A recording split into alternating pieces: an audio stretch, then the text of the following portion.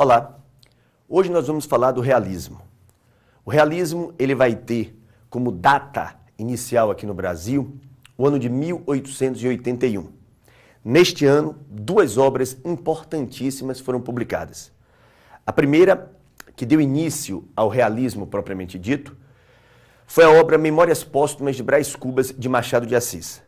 Esta obra, considerada uma obra clássica, Machado, ele é indiscutivelmente o maior prosador da nossa literatura, o maior escritor brasileiro de todos os tempos, o patrono perpétuo da Academia Brasileira de Letras. Este livro, Memórias Póstumas de Brás Cubas, é considerado uma das 100 essenciais obras da literatura universal. Ao lado de Memórias Póstumas, nós vamos ter O Mulato, do maranhense Aloísio de Azevedo. Este escritor que realmente sacudiu São Luís do Maranhão com sua crítica mordaz, com sua visão anticlerical, com sua crítica à hipocrisia da sociedade de São Luís do Maranhão. Esses dois livros vão dar início a um dos mais fecundos movimentos literários da nossa literatura. É importante não esquecermos que na Europa nós vamos viver momentos de crises. De um lado, uma riqueza bastante grande de uns e do outro lado, uma miséria absoluta. Vamos ter grandes avanços tecnológicos, a tecnologia, o telégrafo, encurtando distância, os meios de transportes, eles se desenvolvendo cada vez mais. Nós vamos ter a ciência num crescente impressionante. O evolucionismo de Charles Darwin. Nós vamos ter a química, a biologia, a psicologia. No aspecto filosófico, não podemos deixar de frisar o positivismo de Augusto Comte. A crença que a ciência ela responderia a todas as nossas indagações. O positivismo de Augusto Comte, ele está eternizado no lema da bandeira nacional, ordem e progresso. Vamos ter ao lado desse positivismo o determinismo de Taine. O homem sendo analisado mediante 3 fatores. O homem, produto do meio, do momento e da raça. Então, no aspecto político, vamos ter uma postura republicana, antimonárquica. Os escritores, eles terão uma postura anti-burguesa. Por quê? Porque a proposta é mostrar a realidade tal qual ela é. Não mais voltar para o passado, para o exótico. Não mais voltar para o peculiar, mas sim trabalhar temáticas universais. O adultério, a corrupção, a exploração do homem pelo próprio homem. É importante você observar as sábias palavras do grande escritor, crítico e pessimista social português, contemporâneo de Machado de Assis, Eça de Queiroz. Assim, ele se posiciona.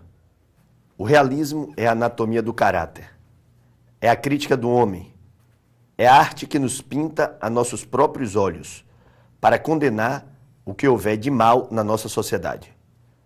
A literatura realista procura analisar a nova organização social e econômica, detectando suas causas e denunciando suas consequências.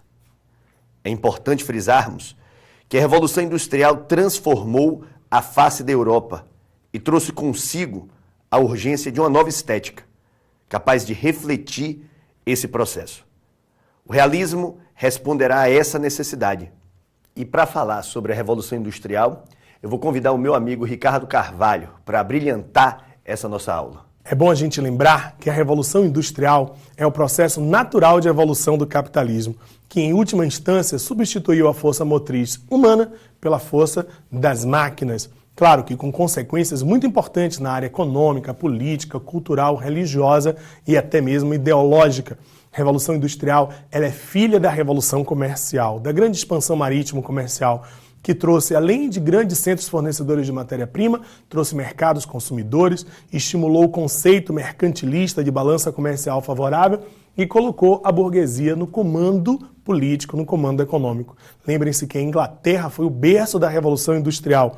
A Inglaterra tinha uma estrutura religiosa protestante, a Inglaterra, além disso, tinha uma estrutura naval primorosa, um governo liberal, a Inglaterra investiu em artigos populares e de grande aceitação no mercado mundial. Além disso, a velha aristocracia inglesa se transformou num tipo de nobreza mais aburguesada, produzindo para o capitalismo. Nós temos 3 revoluções industriais. A primeira revolução, que vai de meados do século XVIII até mais ou menos meados do século XIX. A principal força motriz foi a energia a vapor, com acontecimentos importantes como a metalurgia, como a indústria têxtil.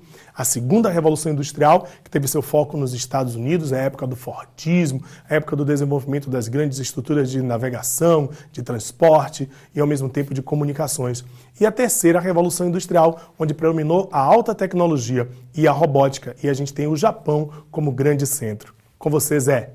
Valeu, Rick. Mais uma vez, você sempre surpreendendo. Mas, como falávamos do realismo e do naturalismo, não podemos dizer que são 2 escolas literárias distintas. Elas têm traços comuns: a objetividade, o antropocentrismo, essa visão bastante realista da sociedade, mas é bem importante frisarmos que nem toda obra realista pode ser considerada naturalista. No entanto, toda obra naturalista, ela é realista. Por quê? Porque o naturalismo é o realismo pintado com tintas fortes. O naturalismo é o realismo levado às raias da ciência. Então nós vamos ter como principal expoente do realismo Machado de Assis, que inicia sua carreira com obras da chamada fase de amadurecimento: Helena, Yaya Garcia, A Mão e a Luva, Ressurreição. E como principal expoente do naturalismo, nós vamos ter Aloísio de Azevedo, o autor que escreveu concomitantemente obras românticas e obras naturalistas. Ele é considerado o primeiro escritor da literatura brasileira a ganhar o pão com o suor do seu rosto e o seu trabalho, obviamente, intelectual. Aloísio de Azevedo escreverá romances espetaculares como Casa de Pensão e a formidável obra O Cortiço, que é considerado o clássico da literatura naturalista aqui no nosso país. Ao lado desses 2 escritores, nós vamos ter o romance complexo, O Ateneu, de Raul Dávila Pompeia. Este livro é um livro chamado de impressionista. É uma obra que tem traços autobiográficos. Raul Pompeia, que teve um trágico fim. Ele vai acabar se matando na noite de Natal. Então, meus amigos, é importante não esquecermos que Machado de Assis, principal expoente do realismo; Aloísio de Azevedo, principal expoente do naturalismo. E esse escritor que está oscilando, Raul Dávila Pompeia. Mais uma vez, uma boa prova para vocês e muita atenção na hora da prova.